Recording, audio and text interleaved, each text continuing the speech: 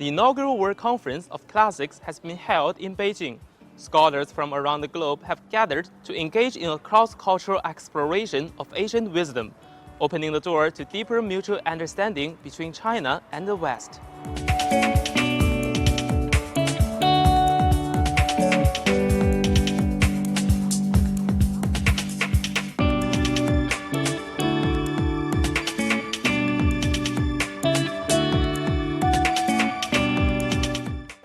I think that what is important is that other people learn about the values that are promoted in Chinese classical literature, in classical philosophy.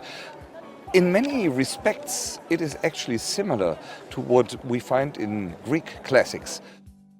I understand it's very important for the foreign community to recognize the classical tradition of Chinese culture, and that it's a vast and very rich history and art and for philosophy and all of those traditions.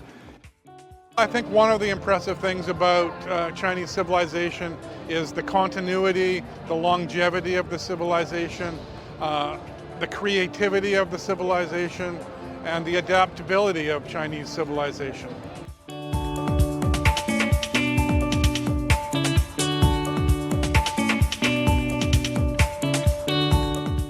The classics have continued through history to be understood as meaningful and useful for us to think about how we want to live and how we want to deal with the issues and challenges of our own time. Philosophy and the classics in general does indeed help us solve major humanities issues because it forms the foundation of the civilization.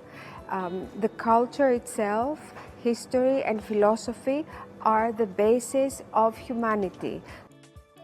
Classics can give us light for a better future in order to keep the present, more productive in the light of the past. So that I will say that definitely as much as classics will be discussed, human beings will move forward towards better and sophisticated lifestyle and better understanding of each other.